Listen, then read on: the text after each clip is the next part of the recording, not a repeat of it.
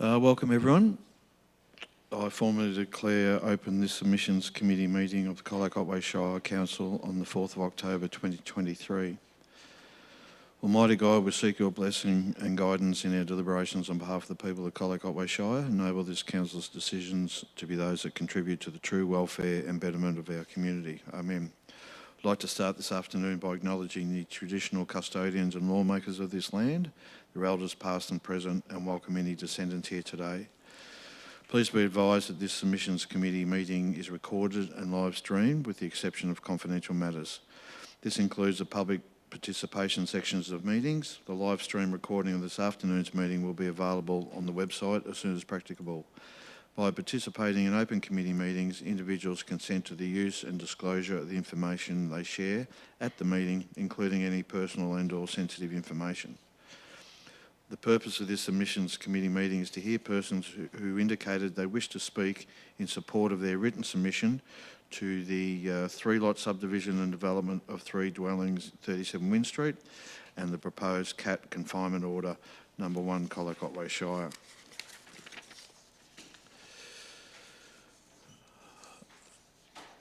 We have 6 councillors present at the moment. We have Councillor Hart and Councillor Costin online, Councillor White, Councillor Arnott, Councillor Finnegan and myself in the meeting. Councillor Hanson did indicate that she was joining online. She may be having some technical difficulties, so she may pop up when she can, but at the moment, seeing she's not here, temporarily she'll be an apology.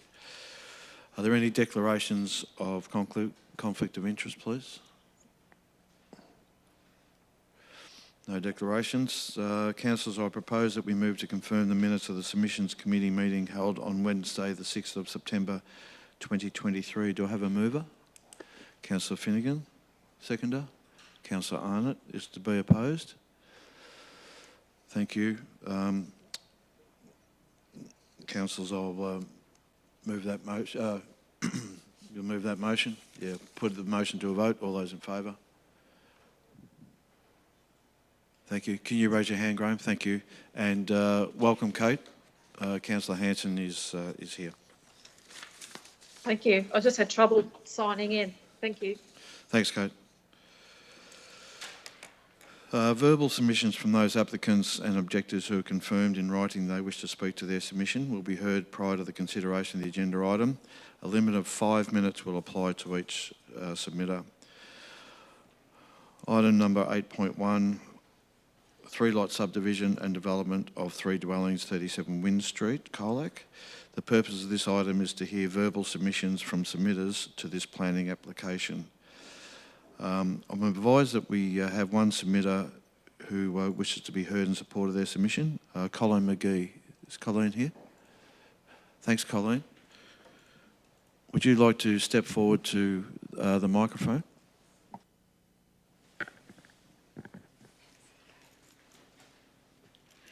I'm Colleen McGee, the neighbour of 37 Wynn Street at 39. We're just objecting for the fence. It looks like it's going to be a wooden fence, paling fence that's going to be put in instead of the iron fence that's already there. And we lose the car space. And the trees and things that are written down to be planted in that area aren't suitable according to the nursery. They're too big.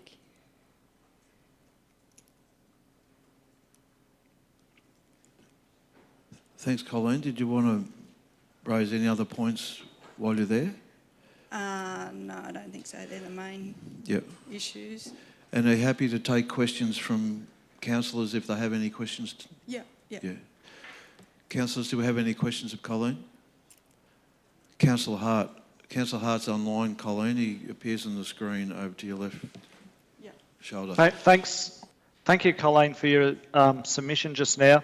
Just so I can clarify, so when you're saying the loss of a car parking space, That's because there'll be the extra driveway entrance. Yes. Okay. Yeah. And I don't know if we can get a comment through you, Mayor, about the fence. I'm a little bit puzzled as to which fence has been replaced. So a metal fence has been taken down and a paling fence has been put up. Is that the proposal? That's what I saw on the plan. A paling fence was to be put in. Sorry, Colleen, can you speak into the microphone so The- that you're clearly heard, please? What I saw on the plan is a paling fence written there, not a colour bond or anything. So is that fence, sorry, I haven't had a chance to go to that site. So that fence there's currently a colour bond fence there, is that right? And it's the plan saying that it'll be replaced with a paling fence? Yes, yep. Unless their plan is to put that paling fence inside their own boundary, I don't know. Well, Mayor, thank you. may I ask? Yeah. So, and perhaps it's not going to be resolved now, but I think I'd like to have some clarity from the council officers as to why that is happening or why that would be necessary. Yeah, we have the opportunity to ask officers after Colleen, so that's perhaps something we can ask. Anything else, Colleen? No, No other questions from councillors? no, I don't think so. Thank you. Well, you are the only, we've received a number of objections, but you're the only submitter who wished to speak, so thanks for coming today. Councillors, other questions of officers?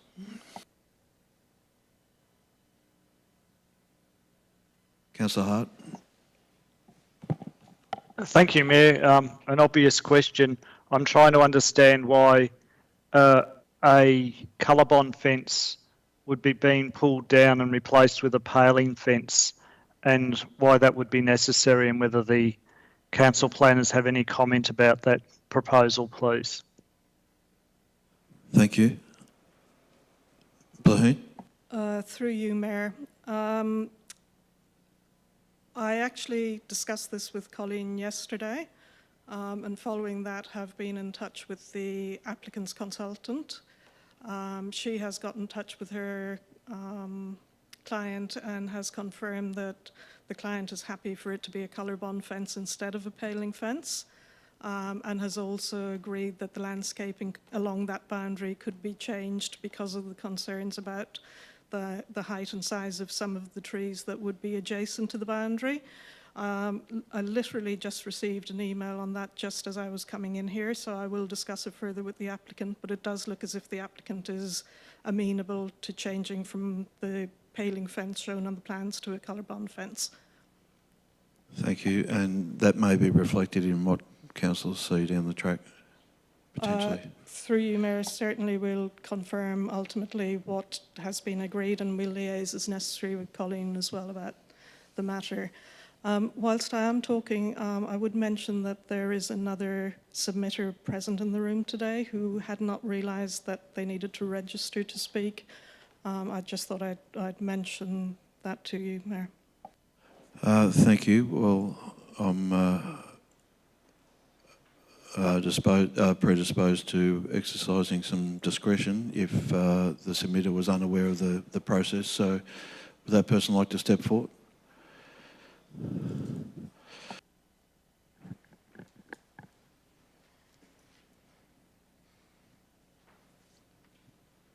Could you state your name and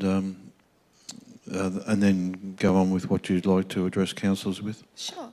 My name's Kayla Canfield. I live at 34, which is across the road from the property. And I'm here on behalf of my husband as well, who couldn't make it, unfortunately. Sorry, I didn't know the process. We've had a very busy couple of months, so I do apologise. So we had only found out about this plan from seeing the board put up in the neighbour's yard. When we tried to get some information about it, we were kind of a little bit ignored. Then we did the objection process. Our objections were, we had quite a few. We had the yard size. We had previously looked into doing something similar when we'd first purchased our property. We was told that was not going to be viable because of the size, block size, which ours is bigger than the one that's across the road. When we looked at the garden that's planned, I can see where they're saying it's 31.2% or something to meet the criteria, but that was not taking into, like, it was by planting a strip down the side.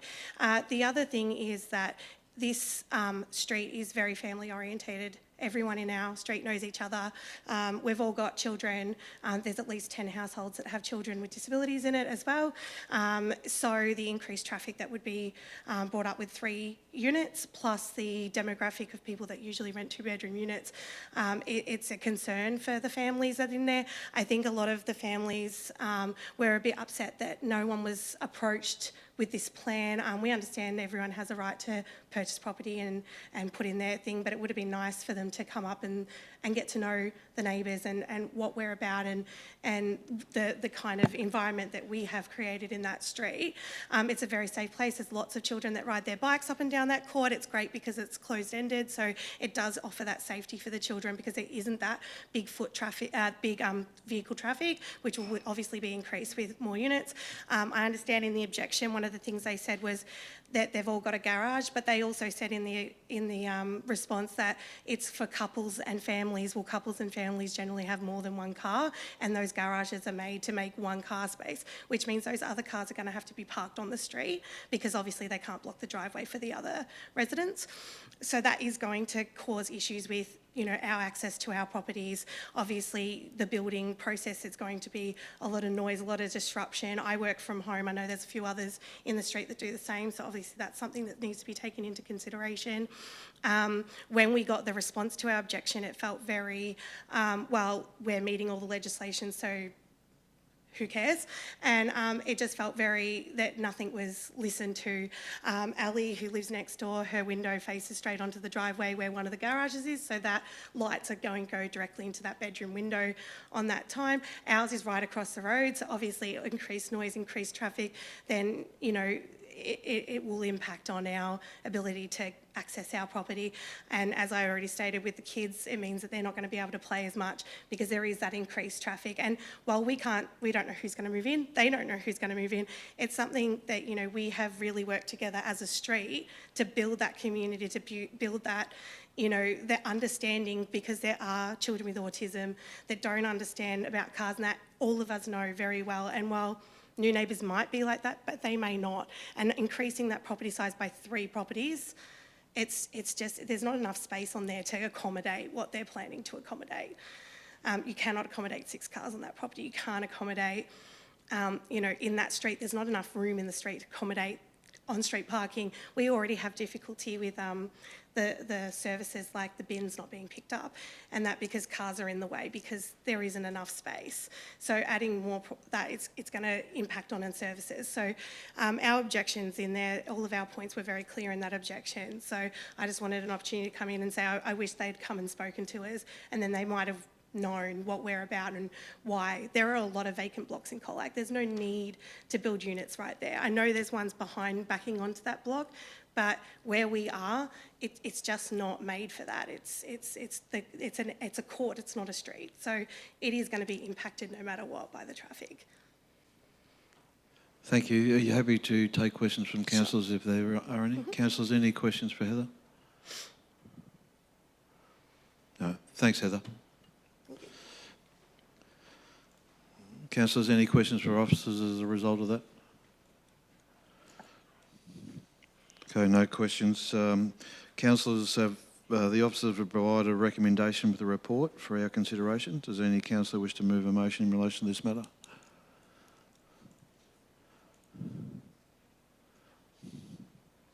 It's up there on the screen. Thanks, Councillor White. Is there a seconder? Councillor Arnott, thank you. Is to be opposed? Councillor White. Yeah, just to say thank you to the submitters for coming along and giving us their point of view and what they feel about how the development might impact them. But yes, I would just want to acknowledge that and move the recommendation of the officers. Thank you. Councillor Arnold, did you wish to speak? Thank you, Mayor. Look, just to echo Councillor Councillor White's comments, and to also thank the submitters in that respect, to ensure them that there's no decision made tonight. This is the opportunity for you to feed into us, for us to have opportunity to consider your concerns, which we will, to reassure you that everything that you've written to Council about comes to us unfiltered, so that we do see everything, and we've heard you now, and I really appreciate your time to be here. Thank you. Thank you. Any other councillor?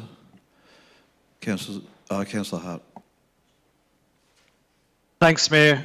I'd also like to thank the people who've made submissions today, and whilst noting, of course, we're not making a decision on the application today, I do hope that some of all these issues that have been raised today, the fences, the traffic, the garden issue, the landscaping, including the placement of the wheelie bins and lights going from a garage potentially into a neighbour's bedroom window, just to quickly summarise some of those points.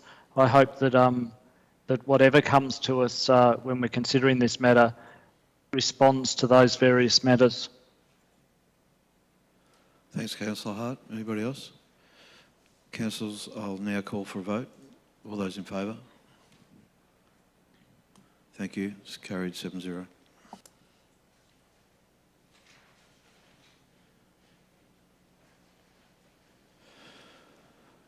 Councillors, item number 8.2, proposed cat confinement order, number 1, Colac Otway Shire.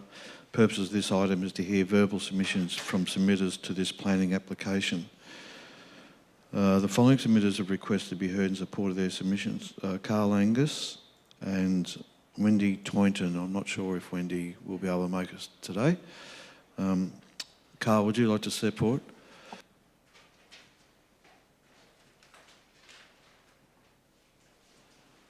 Afternoon, everybody.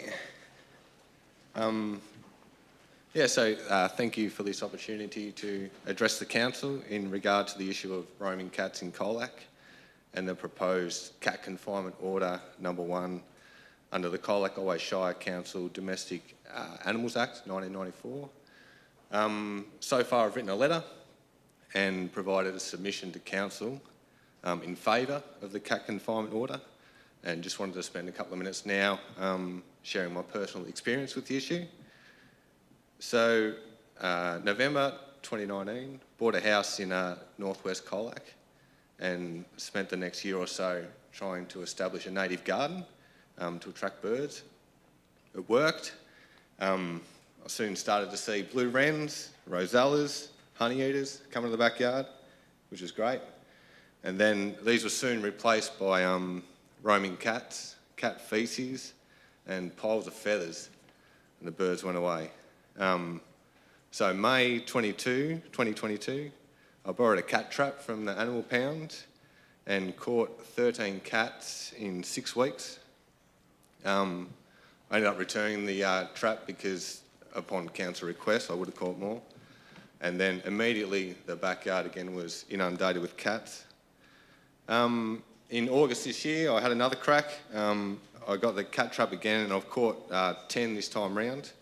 But what's disheartening is due to the limitations of existing regulations and the regrettable lapses in responsibility and awareness exhibited by certain cat owners, a substantial number of the cats that I've caught and subsequently relinquished to the council have reappeared in my yard the next day.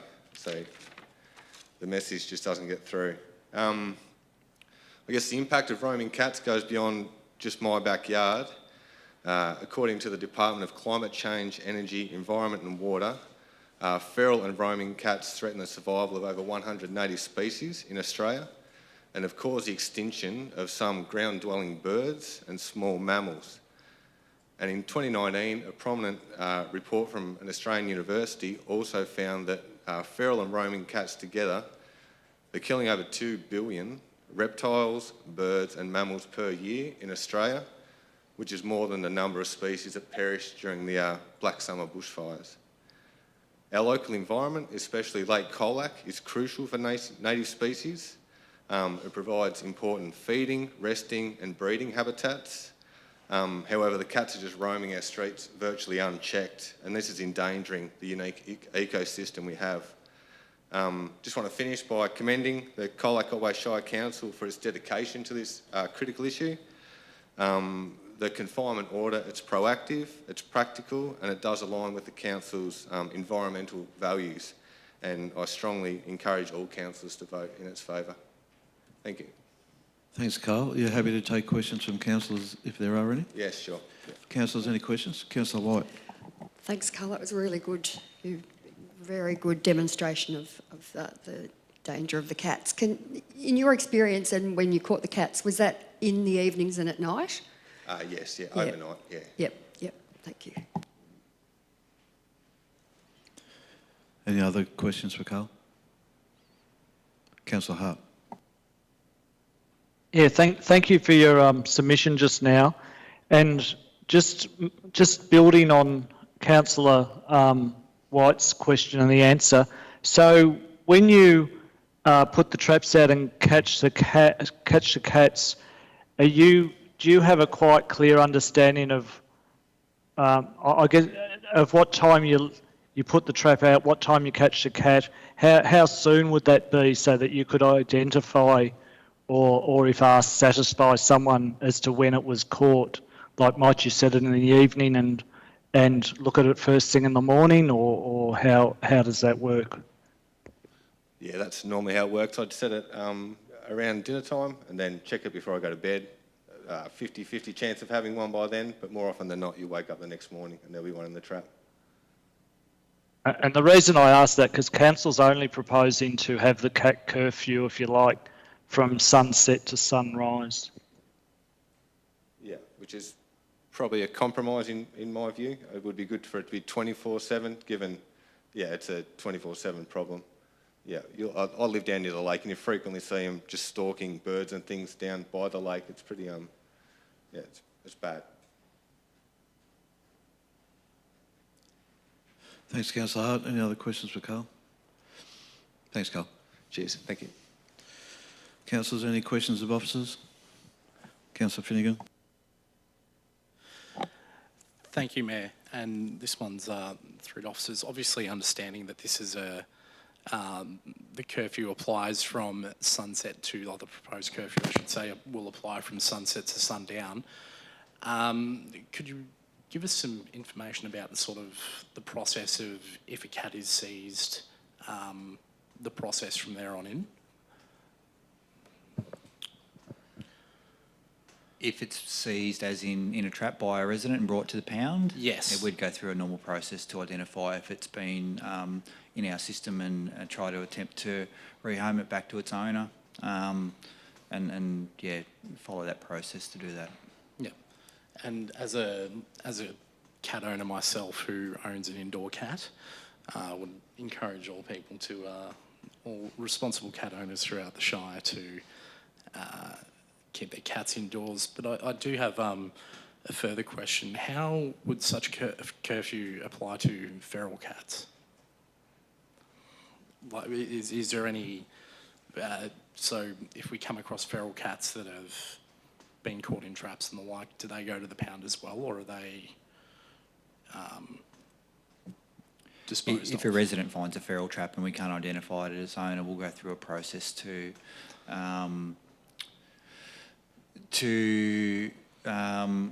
yeah, I guess it's depending on the situation, Councillor Finnegan, what we would do with the animal then. If it's a feral cat, we'd probably euthanise it. But yeah, if it's microchipped, identified, we'd try to attempt to rehome it. Cool. And one final question. Would the proposed curfew apply to the legendary Otway panther?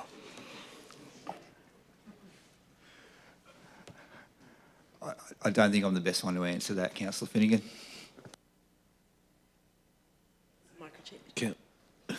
Councillor Councillor Hart, then Councillor White. Thanks, Mayor. Regarding questions to officers, and I note that this is just a proposal at this stage, is there any enforcement if a cat is recovered and council's satisfied that the cat turned up in a trap between sunset and sunrise? Is there any penalty associated with that, or how does that work?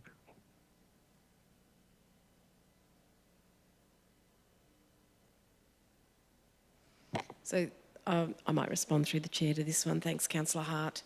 No, I think that our local laws officers will always take a very appropriately pragmatic approach to this. If a cat is trapped during the curfew hours when they should be confined and it's microchipped and we can identify its owner, we'll have a discussion with the owner. If we can see it's been tried to be confined, there might be a really great enclosure, etc., but the cat has managed to find a way out and it seems that there's no history of that, then I think we would say, well, let's return that cat without perhaps any more formality than that. We'd just keep a record of it, you know, those one-offs. We want to get the cats home safely and we want to protect the wildlife. So we would take that approach. If there's been clearly no attempt to confine the cat and it's been caught out and about at night, well, then there would be a discussion around appropriate enforcement.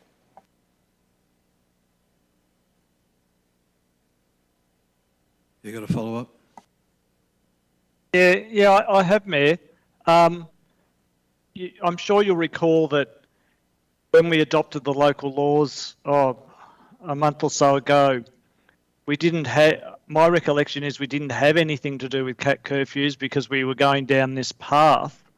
So I'm really trying to understand where we have any process to issue a penalty. If it's not in the local laws, is it in the declaration? Is there a fine specified, or how does that work?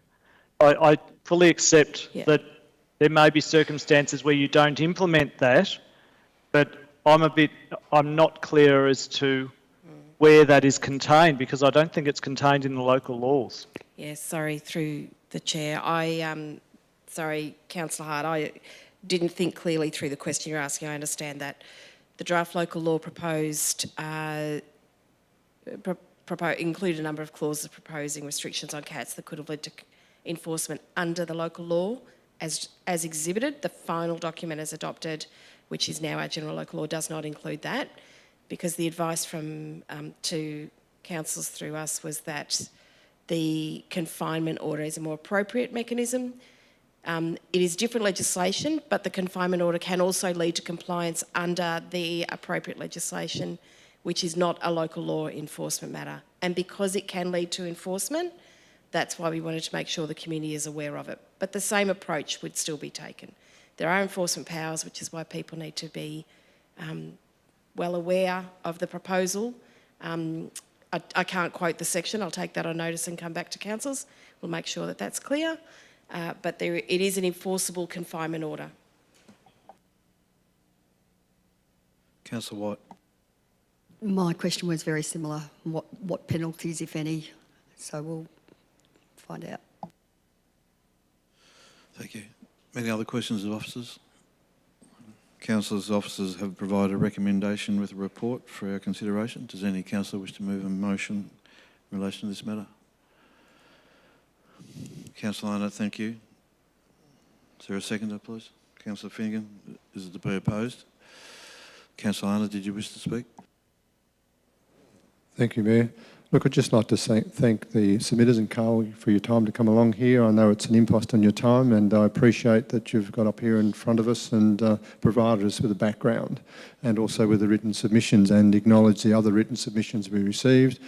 To reaffirm what I said before, that we do see all submissions unfiltered. We also get a summary of that from the officers so that we can deal with them in an appropriate manner. And that we will put all of these thoughts into our minds before we make a final decision. Thank you. Thank you. Councillor Finnegan, anything? Just like to once again echo the comments of Councillor Arnott and thank those submitters for submitting on this matter. I think it was good to hear detailed submissions from the community and it will be considered by us a future date. So thank you. Thank you. Any other councillor? Thanks, councillors. I'll put the motion to a vote. All those in favour? Thank you. Motion is carried 7-0. Thanks, councillors. That concludes today's submissions hearing.